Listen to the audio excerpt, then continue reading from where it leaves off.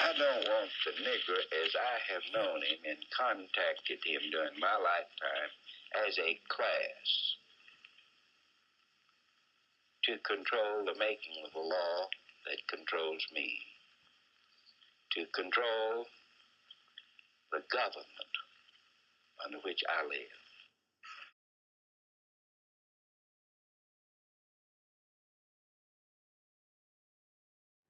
Freedom Summer, also known as the Mississippi Summer Project, was a heroic campaign in the United States that began in June of 1964 that lasted roughly 10 weeks.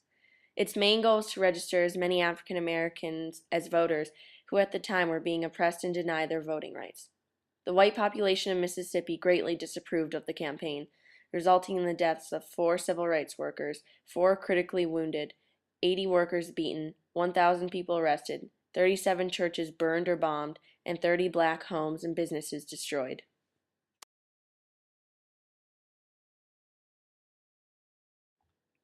Because it had the lowest percentage of African Americans registered to vote in the country, Mississippi was to be the launchpad of the campaign.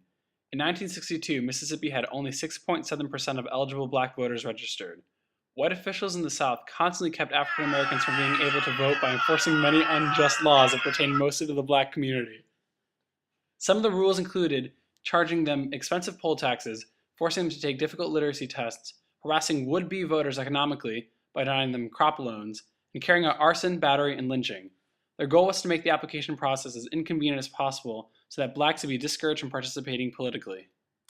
While the project's main goal was to rally African American voters, it was also to set up dozens of freedom schools and freedom houses through small towns in the state of Mississippi to aid the local black populations. Freedom schools and houses were established to bring equality in education and housing opportunities to blacks where there hadn't been previously. This past Monday night, a week ago, our house was fired in. Someone shot through the window several times, striking my granddaughter and her cousin and myself. They were shot up badly. In June, one of the most horrific and well-known events of Freedom Summer occurred. It was the murder of the 3 civil rights activists, Michael Schwerner and Andrew Goodman, 2 Jewish boys from New York, and a black core activist member, James Chaney. The KKK and deputies from Neshoba County, Mississippi, planned the ambush and the murder of the 3 boys. Cecile Price, the Neshoba County deputy, pulled over the 3 boys and accused them of speeding. He took them to jail and held them until nightfall. When they were released, they were to be followed and attacked by the Klan murder squad.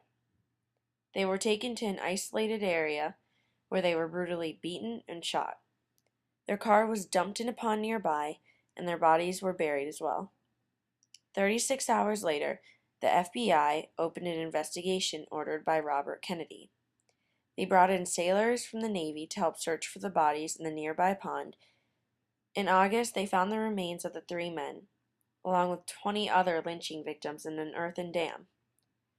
The event brought a huge amount of national media coverage educating the nation on the injustices occurring in Mississippi. The murders only fueled the activist mission to bring equality to Mississippi. Although not usually this serious, everyone reacts the same way. They become more and more determined to stay in a state and fight the evil system that people have to live under here. To send into Mississippi this summer upwards of 1,000 teachers, ministers, lawyers, and students from all around the country who will engage in a program designed to open up Mississippi to the country. In the summer of 1964, close to 1,000 volunteers came to Mississippi in support of the movement under the organizations of COFO, SNCC, and CORE activists.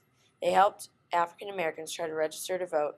They taught in freedom schools, participated in community organizing, and fought for equality throughout the Deep South. Most of the workers were college students or recently graduated. Most were from the North, and most were white. Before going down to Mississippi, Freedom School teacher Pam Allen said the following to her church: "I'm going to Mississippi this summer to teach in the Freedom Schools being set up by the Council of Federated Organizations, the civil rights group made up of workers from the National Association for the Advancement of Colored People, the Congress of Racial Equality, Student Nonviolent Coordinating Committee, and the Southern Christian Leadership Conference. I'm going because I feel that I have learned so much while at Spelman that I would like to share, and because I have seen that there is still so much I have to learn about life and love.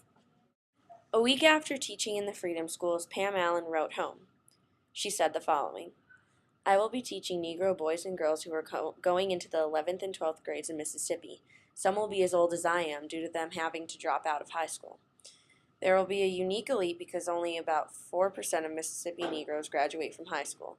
There are students who are beginning to see themselves as human beings with dignity of their own. As they will have risked a great deal by coming to the Freedom Schools, their courage makes them potential for future Negro leaders. I want to help in whatever way I can to alleviate injustice and help people develop self-esteem and dignity. I want to learn from people who have known more grief, humiliation, and misery than I can ever know. There's a big psychological, gap to overcome. There's what a lot of people call a psychology of fear on the part of most of the Negroes. They're afraid of losing their jobs. They've been brainwashed. They think that somehow all of this is the business of the white man, and it's not something that they're supposed to be doing. We try to meet them in a way that try to get in their environment, use their accent, the way they pronounce the words and things of this nature, to bring ourselves a little closer to them. Another organization besides the KKK that greatly opposed the African Americans was the White Citizens Council. Prominent in Mississippi, it was a white supremacist organization with at least 15,000 known members. SNCC was the Student Nonviolent Coordinating Committee, which began after a series of meetings led by Ella Baker, a collegiate civil rights activist at Shaw University, North Carolina. The committee's mission was to lead nonviolent protests for equality and desegregation throughout the South. While Ella Baker and Fannie Lou Hamer were some of the greatest leaders of Freedom Summer, a hard part of the movement was finding people in the South willing to house, feed, and protect the volunteers, especially because many of the officers, deputies, and sheriffs from different Mississippi counties were affiliated or associated with the KKK or White Citizens Council. The COFO is the Council of Federated Organizations and was composed of many different independently working civil rights groups. It initiated many programs like the Freedom Vote in 1963. During the 10 weeks of Freedom Summer, a number of organizations provided doctors, lawyers, and psychologists to the volunteers. Many lawyers provided free legal services to defend the volunteers' freedom of speech, voter registration, arrests, and more.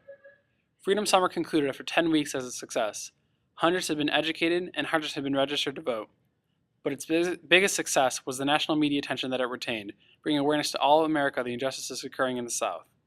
Here by the people who have been in our community trying to stir up some, just agitating against, for a general integration thing, a movement that our local people have nothing to do with and don't want any part of. And I feel like the outsiders that came in here to talk our people into this thing did it. There is no state with a record that approaches that of Mississippi in inhumanity, murder, brutality, and racial hatred.